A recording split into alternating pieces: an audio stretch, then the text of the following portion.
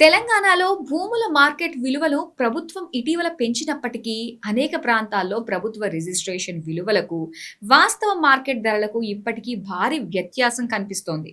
ముఖ్యంగా హైదరాబాద్ శివారు ప్రాంతాల్లో ఈ తేడా పెట్టుబడిదారుల దృష్టిని ఆకర్షిస్తోంది. చాలా ప్రాంతాల్లో ఇంటి స్థలాల రిజిస్ట్రేషన్ విలువలకు బహిరంగ మార్కెట్ విలువలకు చాలా తేడా ఉంది. పటాన్చెరు, ఇస్నాపూర్, కందుకూరు, ఆదిబట్ల, యాచారం, శంషాబాద్ పరిసర ప్రాంతాల్లో కొన్ని లేఅవుట్లలో ప్రభుత్వ మార్కెట్ విలువ ప్రకారం ఒక ప్లాట్ ధర 15 నుంచి 50 లక్షల మధ్య ఉండగా, అదే ప్లాట్ ఓపెన్ మార్కెట్లో 70 నుంచి 80 లక్షల వరకు పలుకుతోందని రియల్ ఎస్టేట్ వర్గాలు చెబుతున్నాయి.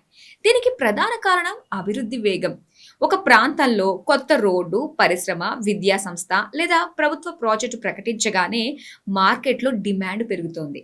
అయితే ప్రభుత్వం నిర్ణయించే మార్కెట్ విలువలు కొంత వ్యవధి తర్వాత మాత్రమే సవరించబడుతుండటంతో వాస్తవ ధరలకు అవి సరితూగటం లేదు. మరోవైపు కొన్ని ప్రాంతాల్లో పరిస్థితి పూర్తిగా భిన్నంగా ఉంది.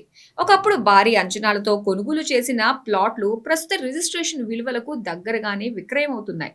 ముఖ్యంగా అభివృద్ధి ఆశించిన స్థాయిలో జరగని పాత వెంచలలో ఈ పరిస్థితి కనిపిస్తోంది.